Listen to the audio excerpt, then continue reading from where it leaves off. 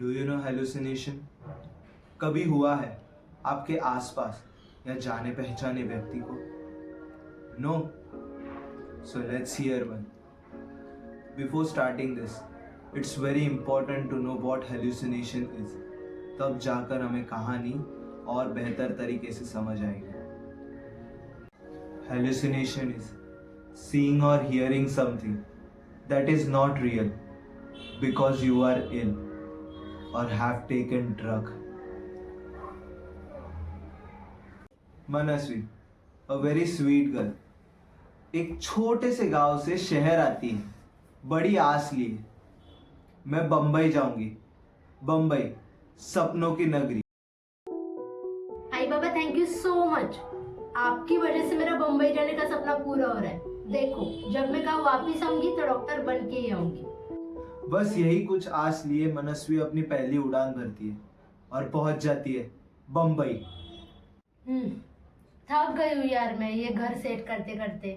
काश कोई मेरे मदद के लिए यहाँ होता, पर कोई बात नहीं, अब मुझे ही करना है.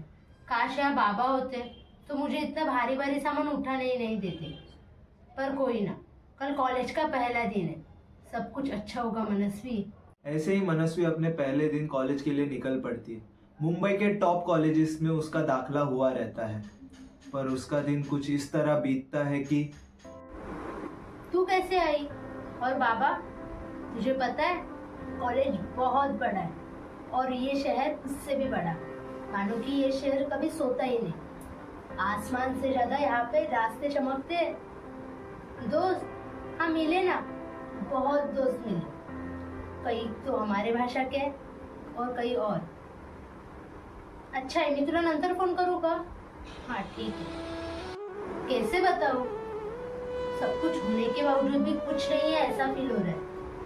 किसी से दोस्ती करने भी जाऊँ तो गांव का नाम सुनते ही मुंह फेर लेते हैं. मनस्वी बहुत अकेली पड़ गई थी, पर जब उसकी परीक्षा नजदीक आई तो उसने कड़ी मेहनत की और अपनी एग्जाम में अच्छे मार्क्स से पास हो गई. पर फिर उसकी जिंदगी में आई रोहिणी. ए हाय, तू मनस्वी है ना? तू अकेली भी बैठी है यहाँ पे? सब बच्चे चले गए. तू भी चल ना मेरे साथ कैंटीन में. कैंटीन में बैठ के भी खा सकती है. हाँ, अगर ऐसा कुछ है कि तुझे तेरा टिफिन मेरे साथ शेयर नहीं करना तो वो अलग बात है. मनस्वी अंदर ही अंदर बहुत खुश हो गई थी. कितने महीनों बाद उसे किसी ने समझा, पर उसे क्या पता था कि रोहिणी उससे क्या चाहती थी. अरे वाह यार, अगर मुझे पहले पता होता ना कि तू इतना अच्छा खाना बनाती है तो मैंने तुझसे कब की दोस्ती की होती. अच्छा बना है क्या? तो और लेना. वैसे मैंने सुना है तू हमारे कॉलेज में फर्स्ट आई है ना? तुझे पता है, ये खबर जब मैंने आई बाबा को सुनाई थी तब वो खुशी के मारे उछल रहे थे. अरे वाह यार, लेकिन मेरे पेपर्स इतने अच्छे नहीं गए थे. अच्छा, पर ऐसा क्यों? अरे वो बहुत लंबी कहानी है. मनस्वी, तू मेरे नेक्स्ट एग्जाम के लिए हेल्प करेगी? हाँ हाँ, क्यों नहीं. तुझे जब भी मेरी मदद चाहिए होगी बस मुझे बता देना. मनस्वी को क्या पता था कि उसका ये वादा उसे मुसीबत में डाल सकता है. रोहिणी और मनस्वी एक दूसरे से मिलने लगे, क्लास अटेंड करने लगे और फिर एक दिन एग्जाम करीब आई और तभी मनस्वी को आया एक कॉल.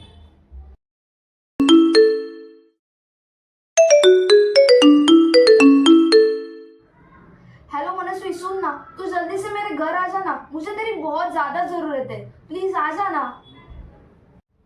हाँ ठीक है रोहिणी, मैं आती हूँ. पर तू इतनी घबराई हुई क्यों है? देख, तू बस यहाँ पे आ जा, मैं तुझे सब यही बताऊंगी. अच्छा ठीक है, मैं आती हूँ. मनस्वी कुछ मिनटों बाद अपने घर से निकल पड़ती है और पहुंच जाती है रोहिणी के घर. मनस्वी देखती है कि रोहिणी का घर उसके एक्सपेक्टेशन से बहुत बड़ा होता है. इनफैक्ट वो एक बड़े बंगले में रहती थी. उसके घर में नौकर होते हैं. उसका घर अंदर से और भी बड़ा और आलीशान लगता है. अरे रामू, वो मनस्वी है, उसको मेरे कमरे में भेज दो. क्या बात है, इतनी हड़बड़ी में क्यों बुलाया मुझे? अरे बैठना मनस्वी. मनस्वी उसके बिस्तर पर बैठ जाती है और देखती है कि रोहिणी उसके सामने रो रही थी. तू रो क्यों रही है रोहिणी? देख, मुझे पता ना, मुझे बहुत डर लग रहा है. क्या हुआ? मनस्वी देख, कल से हमारे एग्जाम स्टार्ट हो रहे हैं और मुझे पता है कि तूने तो अच्छे से तैयारी की होगी, पर मुझसे तैयारी नहीं हो रही। इसमें रोने की क्या बात है? ठीक है चल, मैं आ गई हूँ ना, हम दोनों बैठ के रिवाइज कर लेते हैं। अरे पर तू समझ क्यों नहीं रही है? मेरे से ये स्टडी नहीं हो रही है।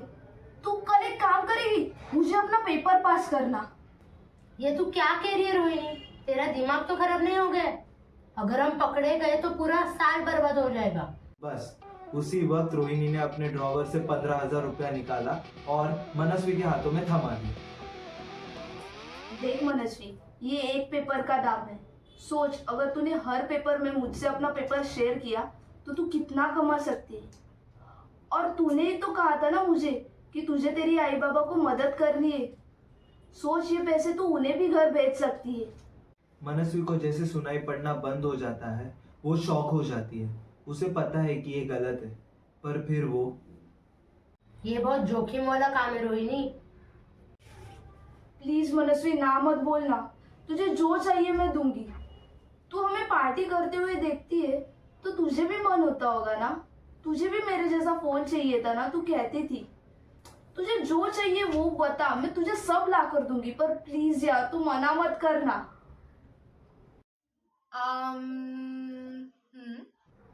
अच्छा ठीक है, एक पेपर का 25,000 देगी तो मैं सोचूंगी। Manasvi, I wish I could have been there to stop her. मैंने जो पैसे भेजे थे वो मिले ना तुझे? आई मिले ना? मेरी मेहनत की कमाई है वो। यहाँ मुझे क्लिनिक में छोटा सा जॉब मिला है।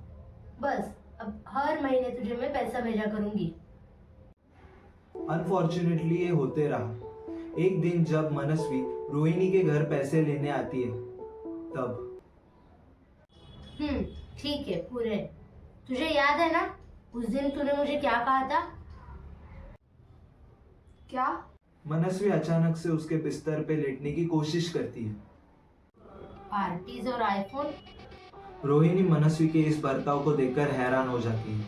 कुछ दिनों बाद कॉलेज में रोहिणी उसे एक आईफोन लाकर देती है और उनकी पार्टीज भी शुरू हो जाती है। पार्टीज के लिए रोहिणी उसके कुछ कपड़े और सैंडल्स मनस्वी को देती है। एक दो पार्टीज के बाद मनस्वी, तुम लोग पार्टीज में ड्रग्स भी करते हो? कुछ लड़के जो रोहिणी के थ्रू मनस्वी के दोस्त बने थे वो अचानक से रुक जाते हैं और उससे ड्रग्स छुपाने की कोशिश करते हैं। फिर अगले दिन ओह गॉड डैम इट, तूने फाइनली फोन उठाया। तू किधर है मनस्वी? मैं तुझे कब से कॉल कर रही हूँ। तूने मेरे से पैसे लिए इस पेपर के लिए और तू पेपर देने ही नहीं आई। मुझे मेरे पैसे वापस कर। यू मनस्वी फोन काट देती एंड सडनली शी रियलाइजेस कि उसने कल पार्टी में क्या क्या किया, और पार्टी में ही नहीं, उसने अब तक क्या क्या किया है। जो सपना लेकर मनस्वी इस अनजान शहर में आई थी उसका आखिर हुआ क्या? मनस्वी रोहिणी से मिलना तो बंद कर देती है, पर पार्टीज में जाना नहीं। उसे पार्टीज की और उसके आसपास के चमक की आदत लग जाती है, और साथ ही साथ अरे हाय रोहित, आज शिवम नहीं आया? तूने बुलाया है क्या? सब राइट वाले टेबल पे बैठे हैं। तूने ज्वाइन क्यों नहीं किया? अरे तो फिर क्या हुआ, एग्जाम है तो? तुझे पता है ना इस पार्टी के बाद डायरेक्ट 2 दिन बाद पार्टी करने को मिलेगी। तू रोक पाएगा अपने आप को? फिर अगले दिन मत मारो मुझे। क्या चाहिए तुम्हें? पैसे पैसे चाहिए तुम्हें? रख दो वो चाकू, चाकू रख दो। मेरे पास बहुत पैसे हैं, रोहिणी ने मुझे दिए। मत मारो मुझे। मनस्वी के पेरेंट्स मुंबई आते हैं मनस्वी के अपार्टमेंट में, जहाँ पे उसकी लाश मिली होती है। सब वहाँ रो रहे होते हैं और इंस्पेक्टर रोहिणी को पूछते हैं कि तुम्हें ये लाश कहाँ मिली। और तब मैं तो कल शाम जब मेरे पैसे वापस लेने आई थी तब दरवाजा बंद था, तो मैंने उसके पेरेंट्स को कॉल किया और आज अब सबके साथ ही मुझे पता चला कि मनस्वी अब नहीं रही। हाँ, वो मुझसे पैसे लेती थी। वो जब भी पार्टीज में जाती थी तो पैसे, जूते, कपड़े सब मुझसे लेती थी, पर मुझे ये सब बंद करना था, तो आज मैं उससे अपने पैसे वापस लेने आई थी। तभी एक हवलदार उनकी तलाशी लेते हुए कहता है, सर इनके फ़ोन में तो रिकॉर्डिंग चालू है। और इंस्पेक्टर उनके फ़ोन की रिकॉर्डिंग बंद करता है। और देखकर अंदाजा लगा लेता है कि मर्डर हुए एक दिन हो चुका है। रिकॉर्डिंग सुनने के लिए इंस्पेक्टर रिकॉर्डिंग शुरू करता है। मत मारो मुझे। तभी एक और हवलदार चिल्लाते हुए आता है, सर जी, जिस चाकू से मनस्वी मैडम की हत्या हुई है उसमें उनके उंगलियों के अलावा किसी और के निशान नहीं है और सीसीटीवी कैमरा में कोई आते जाते हुए नहीं दिखा है।